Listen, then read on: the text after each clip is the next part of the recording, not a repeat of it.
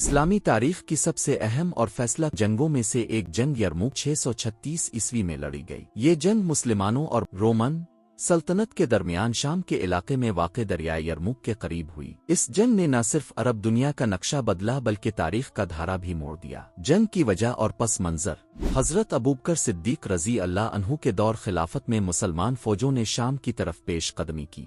ان فتوحات سے بازنطین سلطنت کو سخت خطرے محسوس ہوا، چنانچہ رومیوں نے مسلمانوں کو روکنے کے لیے ایک بہت بڑی فوج تیار کی۔ مسلمانوں کی قیادت حضرت خالد بن ولید رضی اللہ عنہ کے ہاتھ میں تھی۔ ان کے سامنے دشمن کی تعداد کئی گنا زیادہ تھی، لیکن ایمان، حکمت اور قیادت نے اس کمی کو طاقت میں بدل دیا۔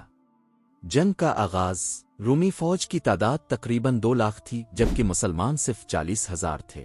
میدان میں دشمن کی تعداد اور ہتھیاروں کی بھرمار دیکھی جائے تو جنگ جیتنا ناممکن لگتا تھا، مگر مسلمان صرف زمین کی نہیں ایمان کی جنگ لڑ رہے تھے۔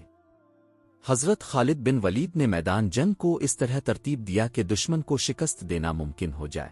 مسلمانوں نے اپنے خیمے مضبوط کیے، عورتیں پیچھے تھیں تاکہ اگر کوئی پیچھے ہٹے تو اسے واپس دھکیلا جائے۔ جنگ کے اہم لمحات: جنگ کئی دنوں تک جاری رہی۔ گرمی، پیاس اور تھکن کے باوجود مسلمان ثابت قدم رہے۔ حضرت خالد بن ولید نے بار بار حملے کی حکمت عملی بدلی، رومیوں کی صفوں میں انتشار پھیل گیا۔ پھر ایک ایسا وقت آیا کہ مسلمانوں نے زبردست حملہ کیا اور رومی فوج کو شکست فاش دی۔ ہزاروں رومی فوجی مارے گئے اور باقی میدان چھوڑ کر بھاگ گئے۔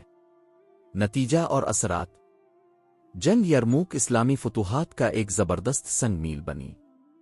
اس کے بعد شام، فلسطین اور مصر کی راہ مسلمانوں کے لیے کھل گئی۔ بازنطین سلطنت مشرق وسطی سے پیچھے ہٹ گئی اور اسلام کا پیغام دور دور تک پھیلنے لگا۔ اختتام: جنگ یرموک صرف ایک فوجی فتح نہیں تھی، یہ عقیدے، قیادت اور قربانی کی علامت ہے۔